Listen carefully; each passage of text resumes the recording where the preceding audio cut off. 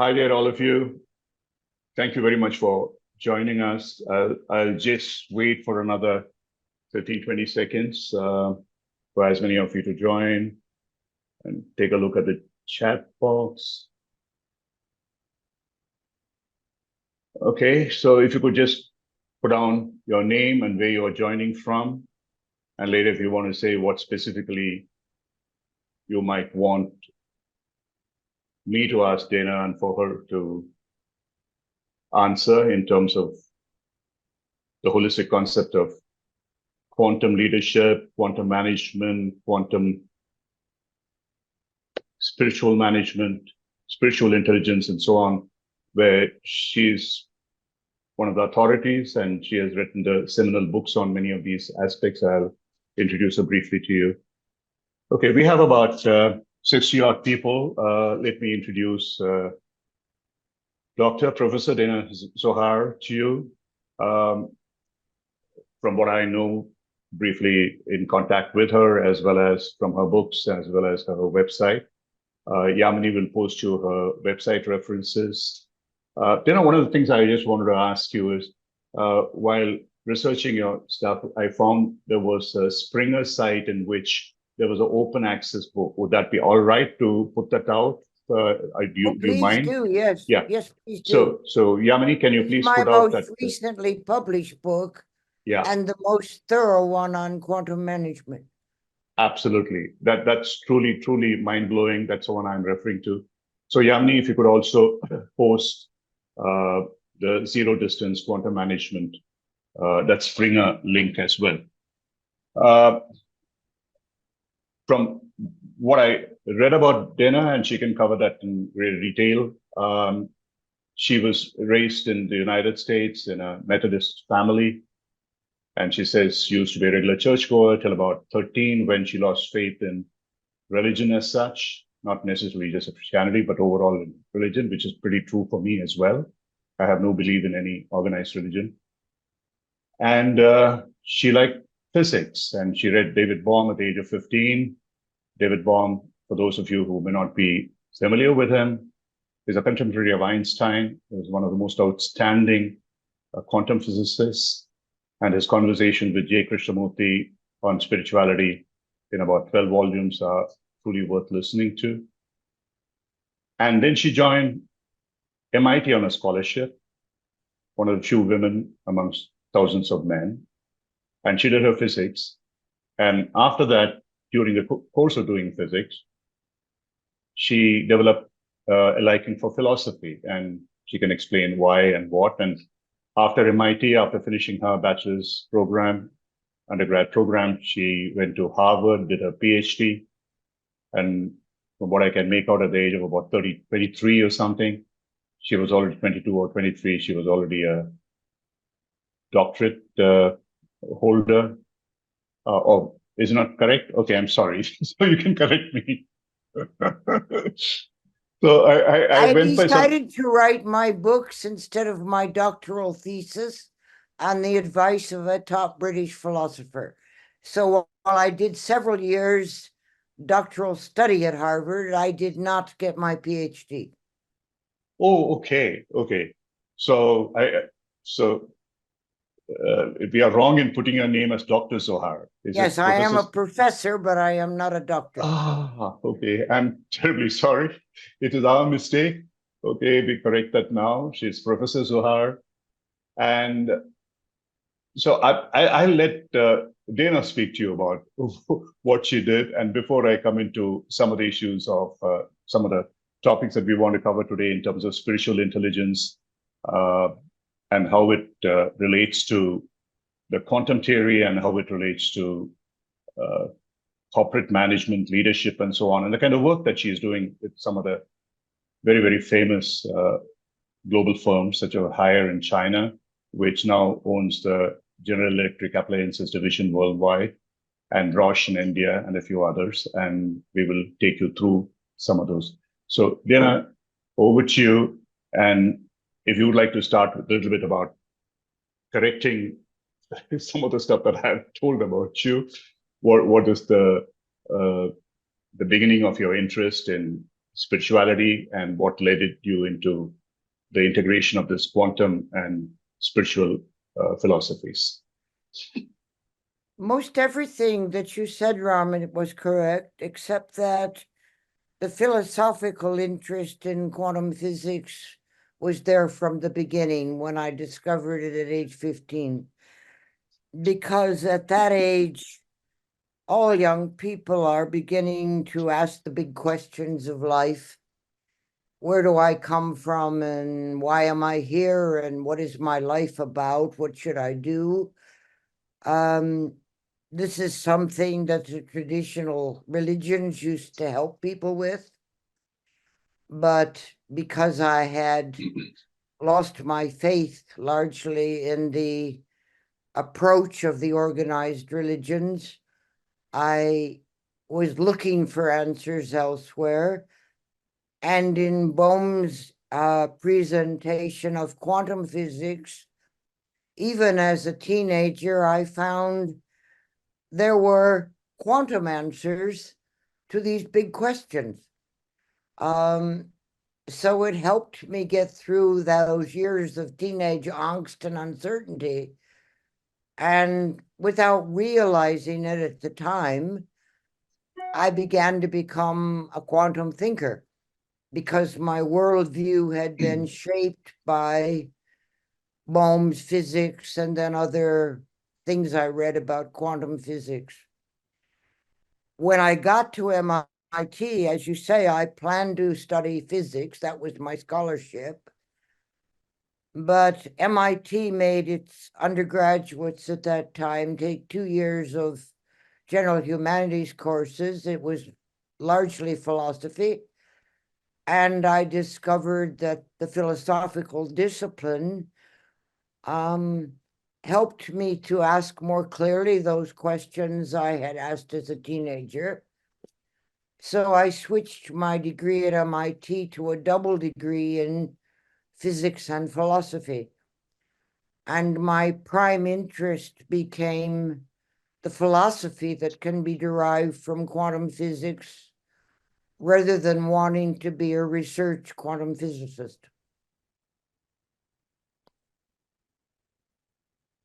Okay.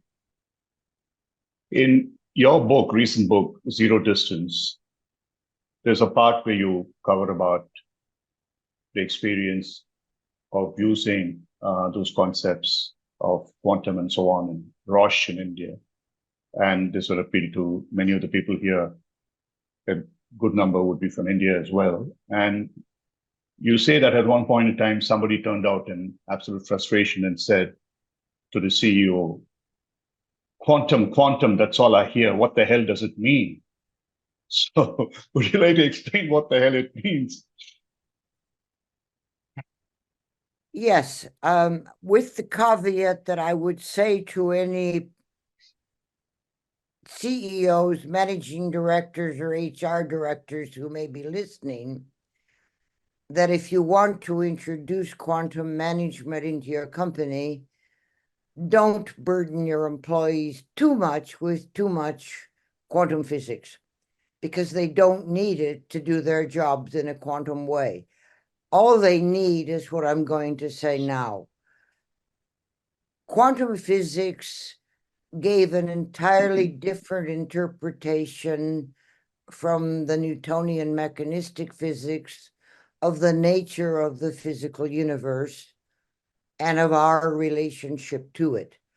Newton's physics had nothing to say about the human world, human consciousness, human aspirations, human life in any way. It was simply about the material world. And by contrast, quantum physics doesn't separate the subject from the object, me from the world I interact with. So that in quantum physics tells us that I, as an observer, I, as someone who makes decisions about how to set up my experiment, I, as I take actions, co-creatively engage with the potentiality of the quantum realm and am an active co-creator of the world we experience as our daily reality. So quantum physics puts us very much in the picture of what this universe has become that we see, and it tells us that we are very much a part of the cosmos, of nature, of the things that the Western tradition had always insisted we are separate from. And it also, the philosophical implications of quantum physics tell us that to understand quantum physics, the way quantum physics works, you've got to think in a very different way. Western people think either or. It's this or it's that. Quantum physics demands that we think that it is both and. It is this and it is also that. It can be true and it can also be false. It can be black and it can be white. And it does this with its wave-particle duality.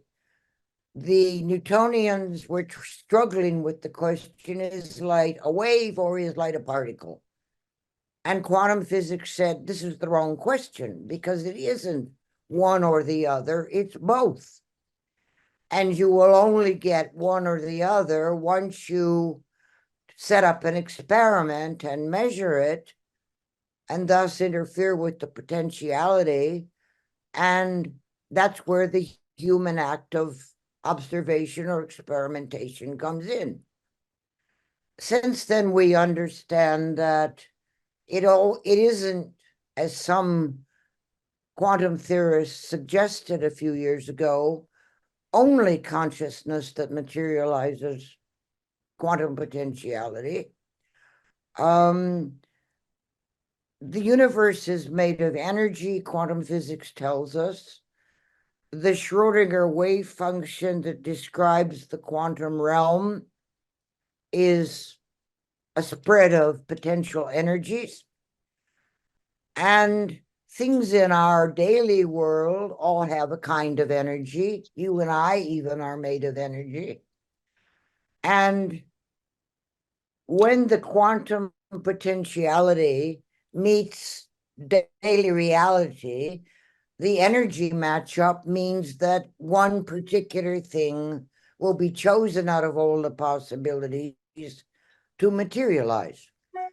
So the important thing about this for management, the lesson to be learned, is that there's always a creative interaction between us and the potentialities in a situation.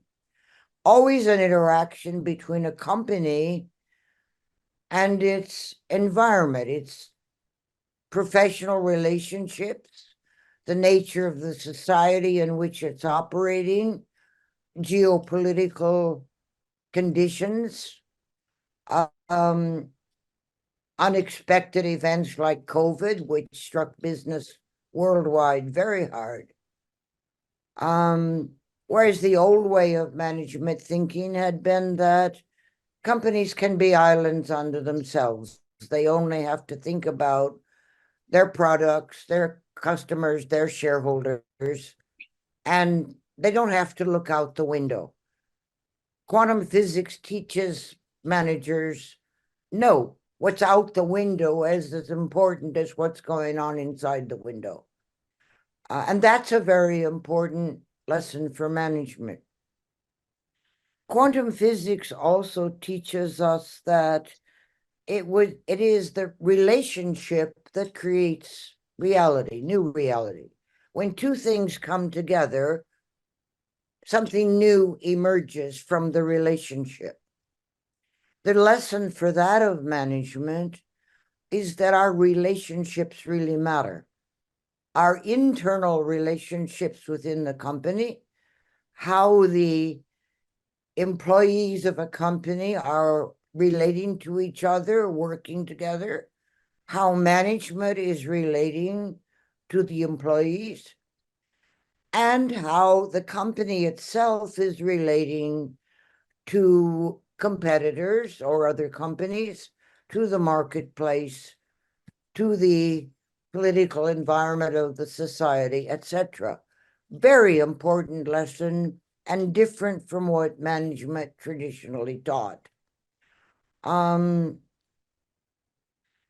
Quantum physics also teaches us that the world is not controllable and predictable and law-abiding in a predictable way, as the old physics had taught and traditional management, which was rooted in the old physics, believed. Quantum physics tells us we live in an uncertain, indeterminate world where anything can happen unexpectedly at any moment. So traditional management, with its Newtonian heritage, depended on 5-year plans, well thought out strategies. It had a structure, bureaucratic structure, that was very difficult to move and change. In a traditional company, it takes 6 months to get a decision, because somebody working with a customer who says the customer needs something different has got to pass it to his manager, who has to pass it to his supervisor, who has to pass it to the regional supervisor, and so on. And by the time it gets back to the man who needs to act, 6 months have passed. Companies today cannot afford that kind of slowness. We live in times of rapid change, radical uncertainty, and global interconnectedness. Companies today must be adaptive, flexible, easy to change, quick to change. And we've got to get those response times between what's going on at the level of customer needs and customer preferences and how a company can respond. I'll give you a good instance of this with Roche India, which did do a quantum management transformation.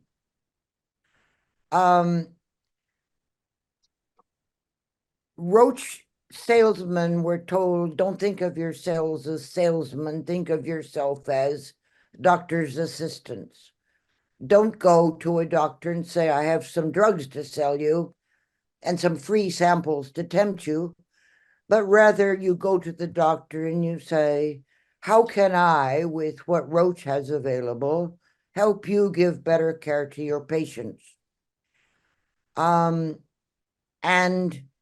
that already showed a sensitivity, a quantum sensitivity to the relationship to the doctor, and the doctor's concerns is what should matter to the salesman, not how many drugs can I sell to this doctor, but how to help the doctor with what Roche can offer.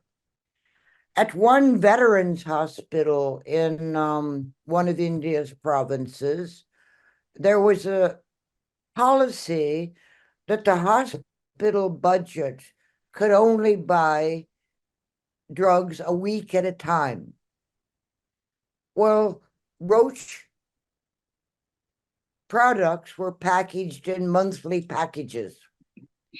And therefore, some of the patients at this veterans hospital couldn't get the medication they needed as regularly as they should have it, because the hospital budget couldn't order a whole month at a time.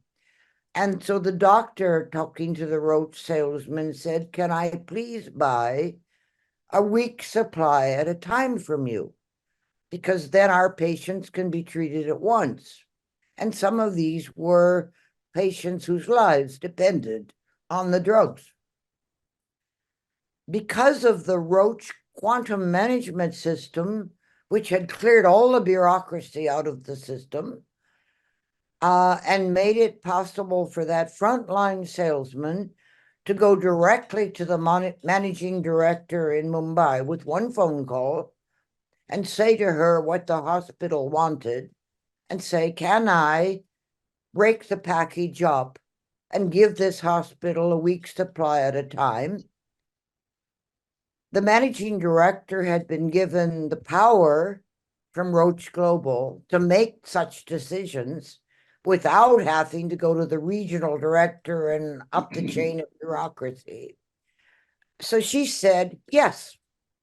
Within 24 hours, that hospital had the weekly strips of the medication that it needed, and lives were saved in the course of this.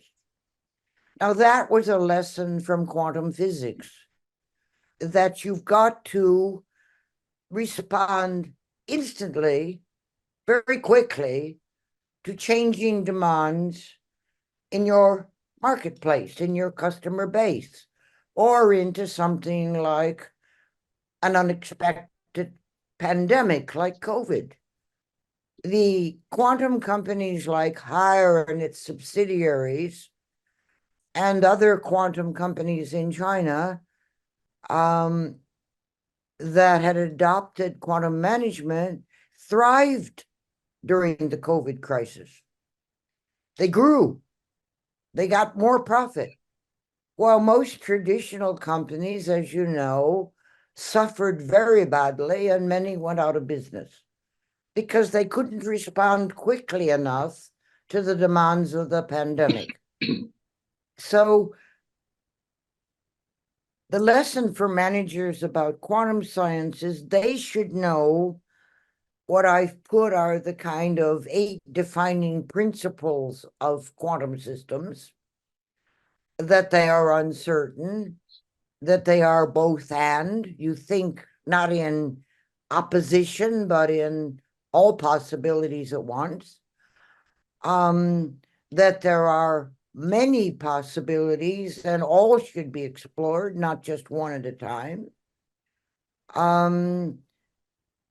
You learn these 8 points for yourself, and you tell them very simply to your staff that you're training. You don't bother their poor minds with having to think they have to become quantum physicists. What you want to make sure is that your employees understand how those 8 principles of quantum thinking affect their jobs, what they have to go out into the field and do, what they have to do with customers. And that was the mistake that the managing director of Roche made in her training. She lent a little bit too heavily on herself being really excited by quantum physics and all it says, and she told her people too much about it. And so that poor salesman who had a problem, how do I handle this situation? And she said to him that day, I was present, oh, just be quantum. And the poor man tore his hair and said, quantum, quantum, I don't know what is this quantum. She should have explained to him that quantum in his situation meant that you go directly to the chief doctor of the hospital. You don't go through the chain of bureaucrats that were in the way. So this is an important lesson for companies who think quantum management is a very good idea. The way you train your staff is critical. Most employees are not going to understand quantum physics. They need to understand why there's a new way of doing things in this company and how they should do it differently. Thank you, Dana. I think it's a brilliant primer of these 8 principles that you enunciated. To just recap some of them over and above what you said, it's also about the fact that we are all co-creators in the process. We are co-creators with the universe, and we want to change whatever is happening. We have to take the first step. It's all about relationships, and the world is uncertain. Nothing is going to remain the same, and therefore, if anything needs to be done, we have to be proactive in doing that. Now, you said there were 8 principles about quantum. Equally, you have also laid down 12 principles of spiritual quotient. Many of them, as I remember just out of the top of my head, self-awareness, for example, reframing, asking questions, why, again and again, compassion, humility, and so on and so forth. These are also very, very fundamental to coaching. And one of the struggles that we are finding is even when we announce this about spirituality in coaching, that we wanted to have this International Coaching Week, many people turned around and asking, why spirituality in coaching? Why does it affect us? So in the context of the work that you have done, that is not just about coaching, but it's about any intervention in management, in changing the world, the community, and everything. That spiritual quotient and spiritual intelligence is important. I would like to You've hear. raised two different points there, both of which are important, and I want to address them separately. Those 12 principles, again, are rooted in quantum science, this time in complexity science, which talks about living quantum systems. All of organic life, from the smallest bacterium to our cells, are described by complexity science as complex adaptive systems. These are living systems that use the same principles that define quantum physics, but in a way that is appropriate to the needs of organic life. They have 12 qualities, defining qualities. And those 12 principles are each derived from one of the qualities of what makes every organic system successful as a living system, a complex adaptive system. Complexity scientists themselves, other than I, and I strongly, argue that companies, societies, any human institution will work more effectively if it works in a way that allows it to be a complex adaptive system, a living quantum system. After all, we live in a quantum world. Physicists now tell us everything is quantum. It's just that at our level of reality, we don't notice it so much, whereas in the atomic world, it's very noticeable. Quantum physics has told us we are fully part of this world. Our bodies are made of stardust and follow the same physical laws as any material things. We now know that our minds have some kind of quantum field in them. It's not sure yet how it's generated, so that much of our thinking is quantum-like. Therefore, the organizations and institutions that we found should also be quantum-like, so that everything is in accordance with the cosmos and nature. This is the big lesson that quantum physics gives us, which the Indians have always known, the Chinese have always known. These Asian societies have always felt that we humans are part of the universe and nature, and that the way we live our lives should reflect that. So that's about these 12 principles. They are based on science. Now, what you said about spirituality in business, I can answer very easily, because a man visited me just yesterday here at my house and asked me exactly this. What does spirituality in business mean? When I did the foundational work on spiritual intelligence, I defined it as our access to higher meaning, values, and purpose, and our ability to use these higher meanings, values, and sense of purpose in the way we conduct our lives, run our companies, make our decisions.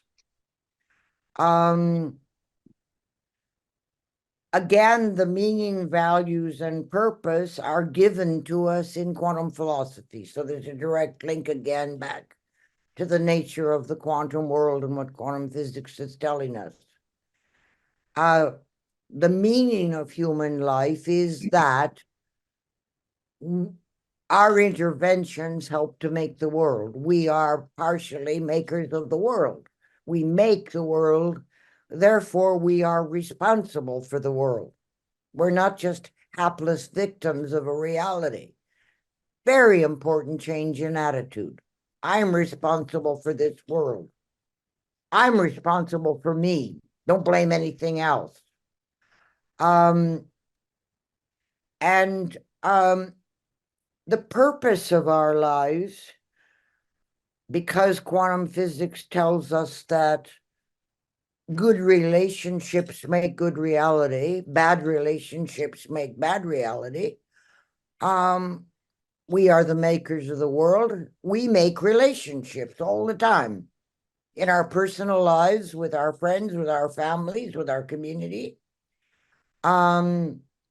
Relationships are being made all the time by the companies we form or the organizations of any kind that we form.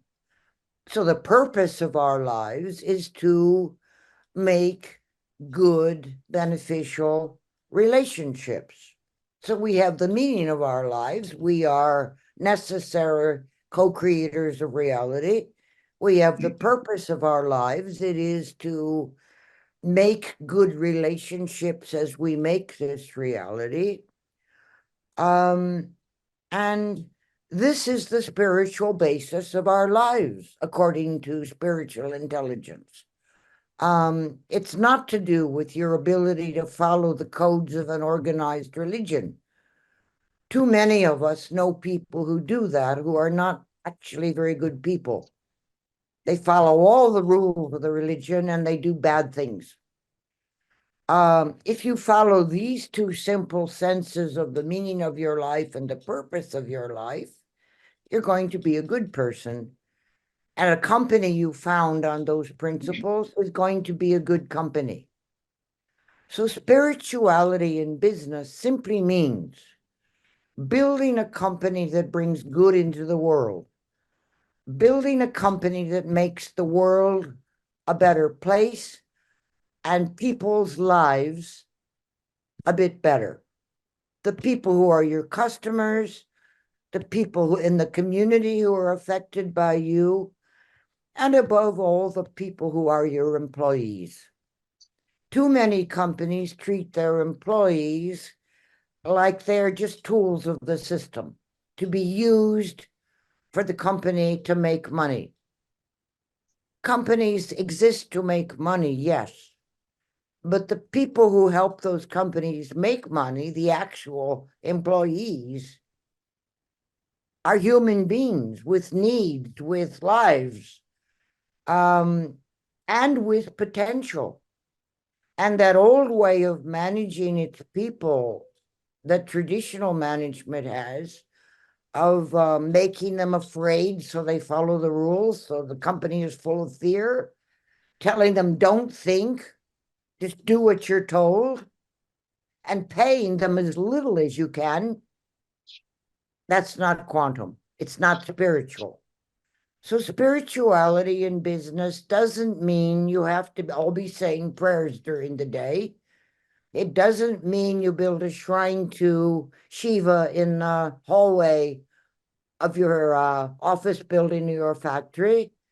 It means that your company's purpose is to do good, to bring good value to your customers, to bring decent working lives to your employees, and to make the world a little bit of a better place. Companies, too, are huge makers of reality.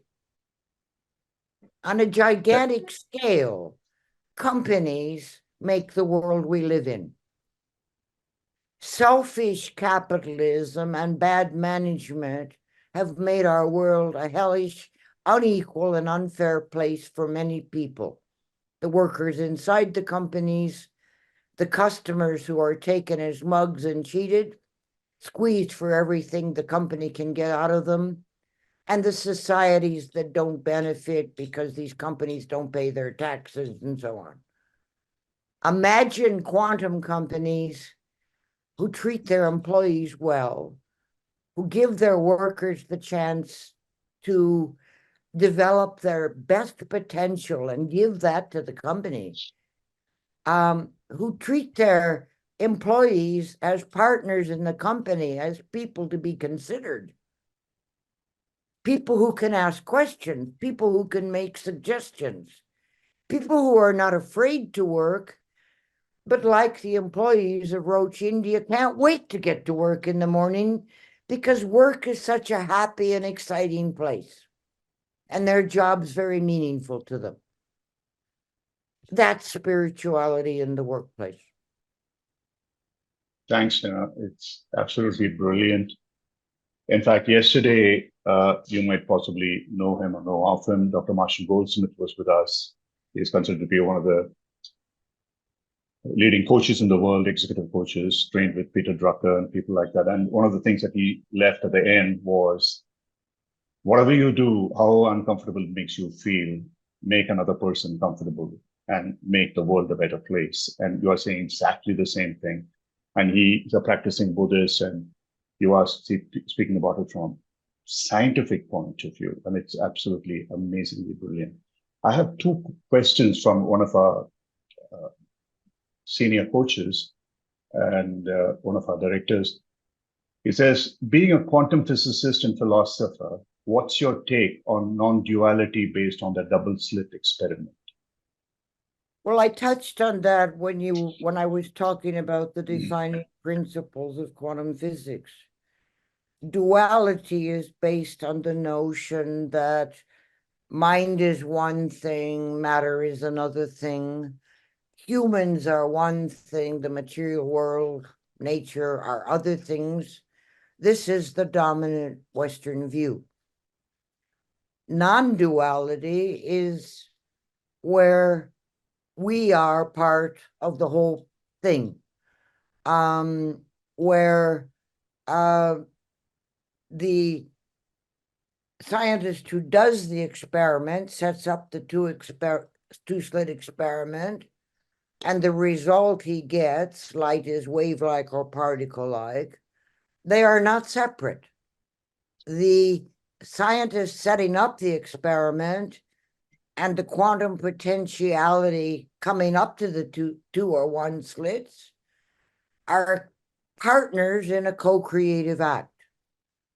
So quantum physics is totally non-dual.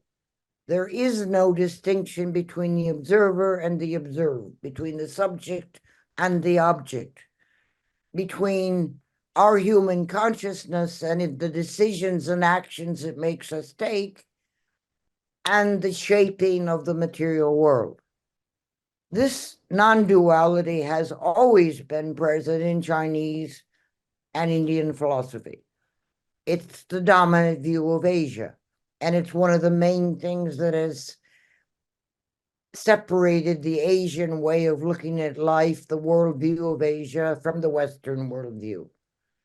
Well, the physics shows us it's the West that has got it wrong. We do not live in a dualistic world. And continuing with this misunderstanding, this dangerous illusion, is one of the things now disturbing Western societies and making the Western way of doing business be in trouble. Dualism is a curse of the Western tradition. Thank you. The second question by the same gentleman is, why do people separate science and spirituality?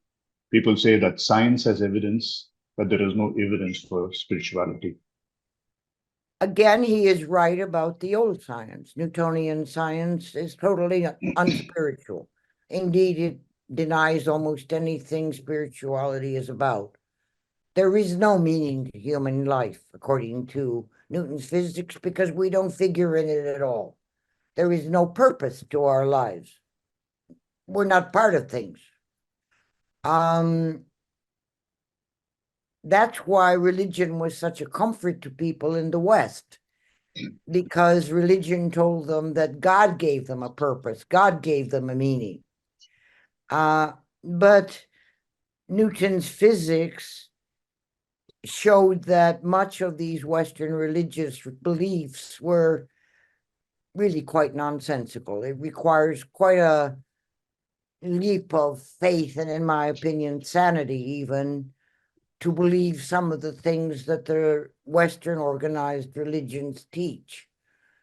And so people drifted away from religion, but in the course of that, drifted away from the roots of any spiritual meaning to their lives. The new physics, quantum physics, as I've been explaining, is inseparable from spirituality, because it does tell us very clearly that our lives have a meaning, our lives have a purpose, our actions do make a difference. It does matter whether we're a good person or a bad person, whether we make a good company or a bad company. So it comes in to fill this vacuum left by the split between the old science and spirituality. With the new science, there is no such split. I would also point out to the coaches who are listening, and I suppose most of your listeners are coaches, that the 12 principles of spiritual intelligence, which are also the same principles of quantum leadership, are an excellent framework for coaching. Because if you follow those 12 principles, you're turning your life, your way of acting, the way you relate and everything, into a quantum life. Because you're turning you're making your life and your behavior in accordance with your own physical makeup. You're becoming a complex adaptive system, in the technical term. So Roche used these 12 principles as the backbone of its training program. To become a quantum employee of a quantum company, these 12 principles. And I designed an SQ self-assessment test that lets people rate themselves on these principles. And then they could discuss why they were weak on this one and what they could do about it and so on. And so Roche used that as an HR tool to coach and train people. And many coaches now use this test of mine for the same purpose, because it can give a structure to a coaching program. You work on a person's self-awareness, a big problem for most people who come to coaches. People aren't very self-aware, particularly today. There's so much demand on our attention from the outside, so much bombardment of data on our brains. We pay very little attention to inside. And yet what's inside affects what's outside. So this structure would cause the coach to zero in on helping the coaching client develop his self-awareness. The same with spontaneity. Most people are habit bound and go about things the way they did things in the past, the way their habits tell them. It's easier to follow a habit than to do something differently. And that messes up a lot of our lives because we've got bad habits, lazy habits, and the habits trap us. So again, the effect of these bad habits is one of the reasons people come to coaches.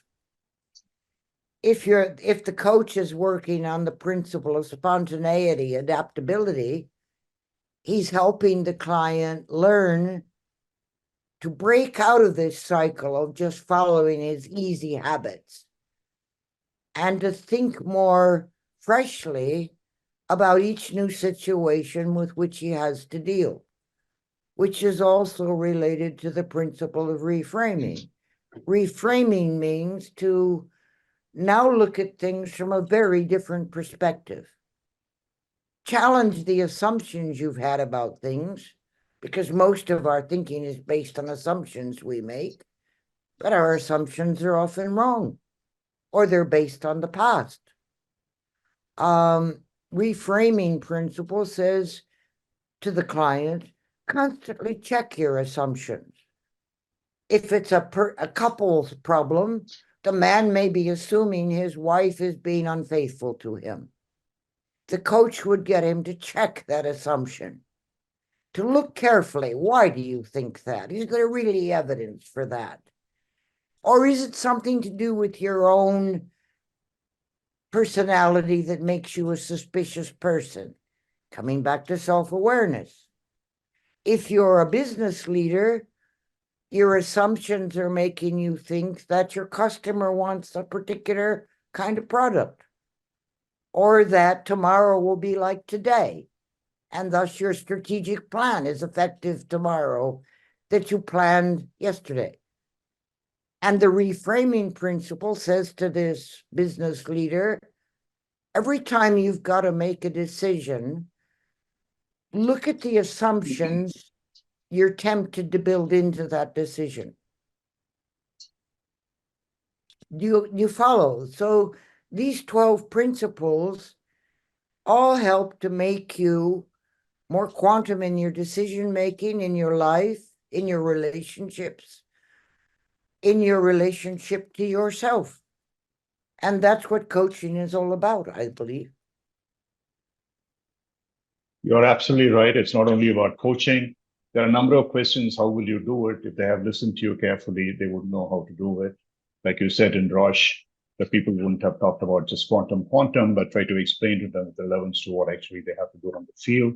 And that particular the experience that you talked about giving a hospital in a rural area 1 week supplies, as you mentioned there, saved lives of many, many, many cancer patients. So the company made a difference. It depends on how much commitment you have. I just want to move to when we started, you sort of asked me, 1 hour, that long. It's gone 15 very minutes quickly, already. hasn't it? It's already 15 minutes, Danah, and we can sit here listening to you for another hour, but we'll let you go after about 10 minutes. But the question that I have is really the most important question from a perspective of people who are here, leaders and coaches in performance. You speak in Zero Distance and other books about the movement from Newtonian, Freudian, Taylorist kind of movements to quantum science in terms of how businesses should work. And one of the most famous examples that you have is here, Mr. Chang Ryumin and his Ray Dan Hei, how it is pronounced in Rendan Chinese. Hoya. It's very Hoya. difficult to pronounce. Rendan Hoya. Yeah. The brilliant principle of saying that the value of the employers must 100% be congruent with the value of the customers, the users, and how do you reach that? And that is what is a zero distance, and that's what is quantum. And just if you could explain a little bit more about, because it's such a complex subject, it's seemingly very easy, but very, very difficult.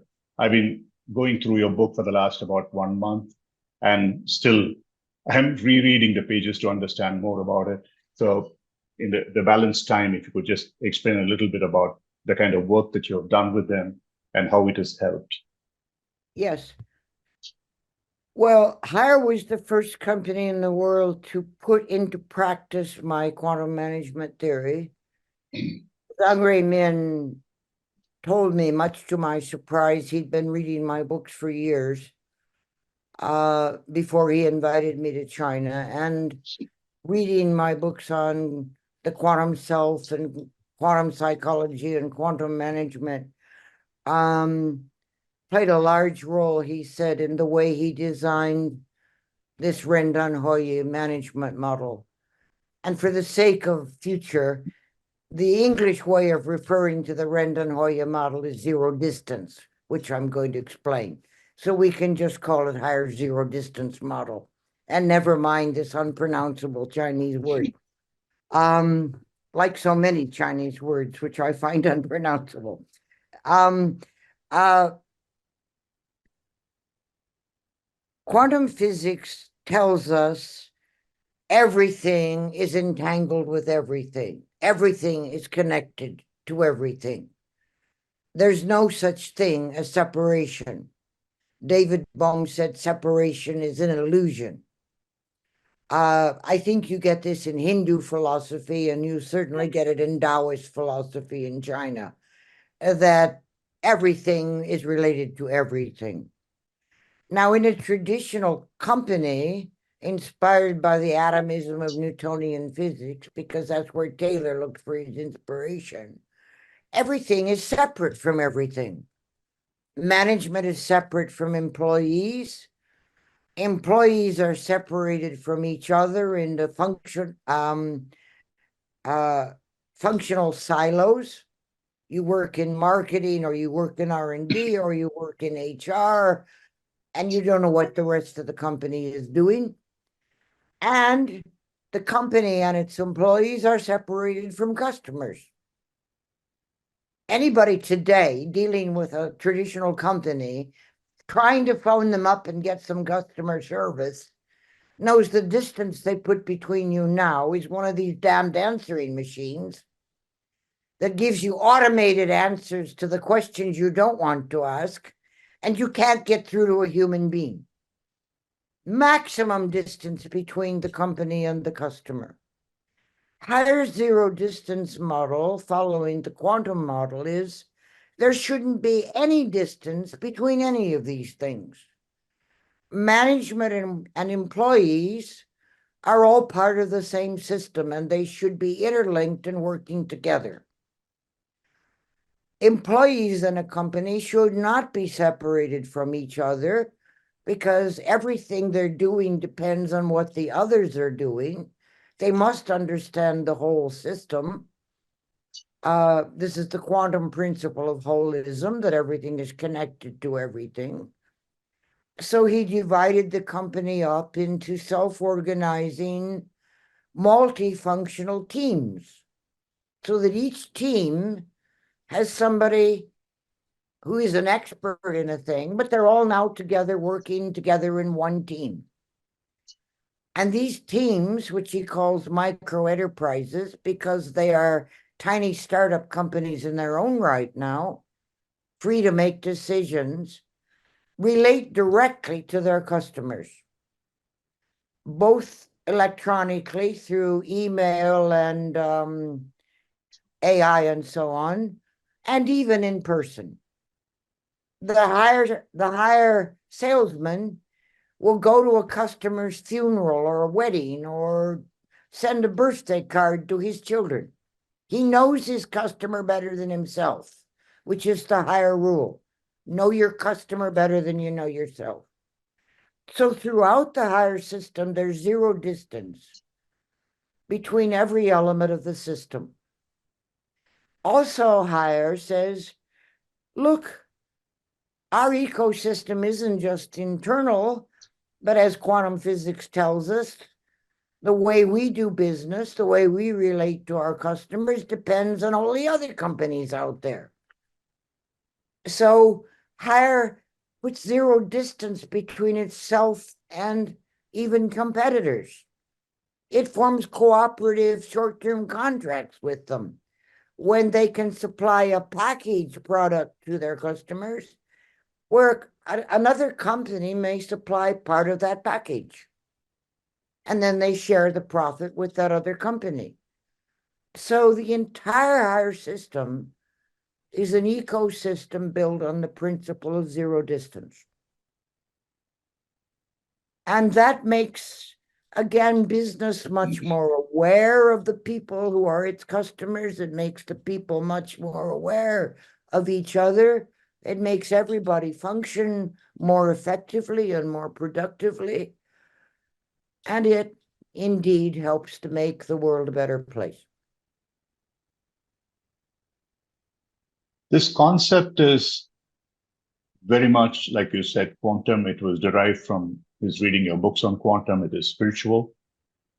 And in China, like you said, the Eastern approach may have accepted it more easily, but then they took it to the United States, bid for GE, took it over, and turned it around and multiplied its performance many, many, many, many times.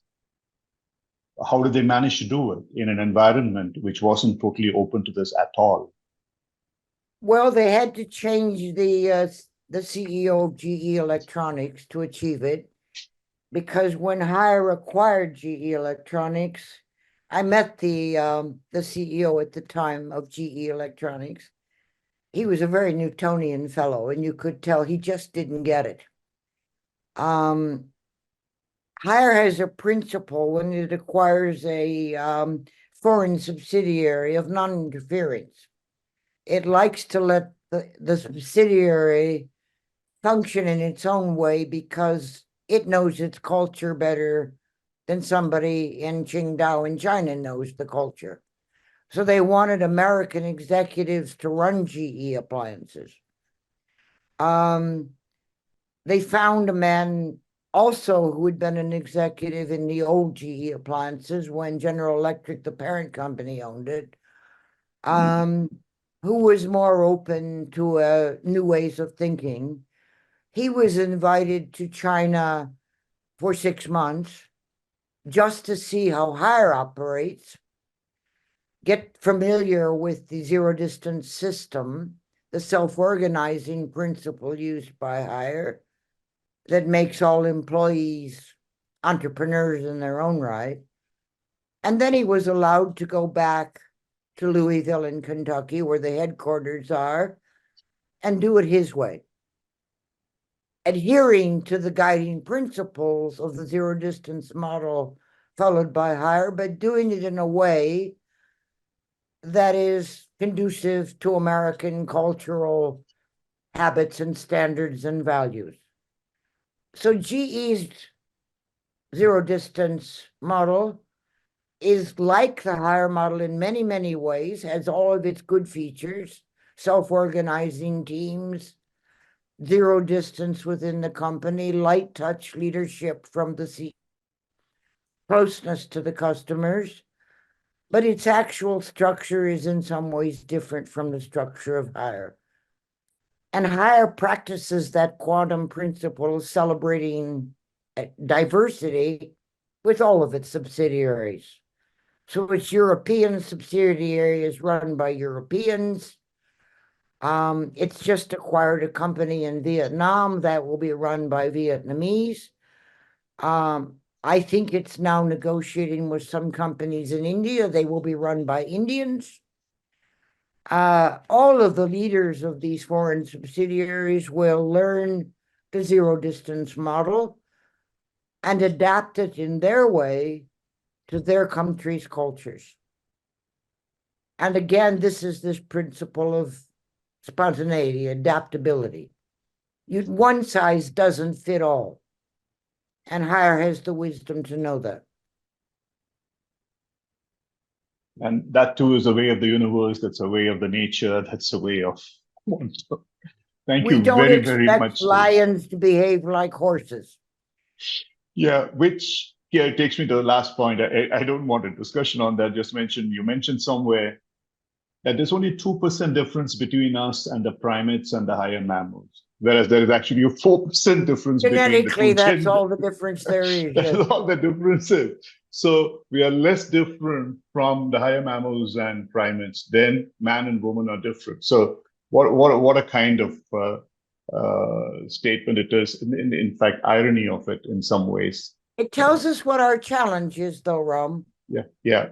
Because though in many, many ways we behave just like chimpanzees in our daily lives and in our companies, there is a human difference. And with that 2% difference, think of the great things humanity has done. The great books, the great philosophies, the great poetry, the great literature, technology. We talk about growing our consciousness. This is a big movement across the world, growing consciousness. And that it's too vague what we mean by that. I give you a simple target. Let's grow our consciousness by 1 or 2% more.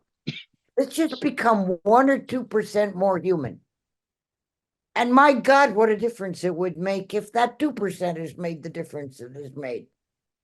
And it doesn't sound so impossible or so challenging to get just 1 or 2% a little bit more human. And how do you become more human? You follow the quantum spiritual path.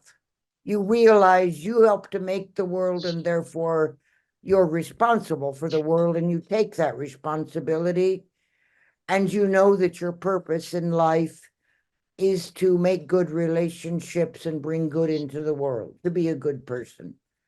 Following those 2 simple spiritual principles, we could make that leap into 2% more human consciousness. It's that easy and that difficult.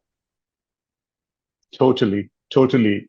I think it was Dr. David Hawkins some years ago who said that the consciousness, which was decreasing and has started improving about 50 years ago.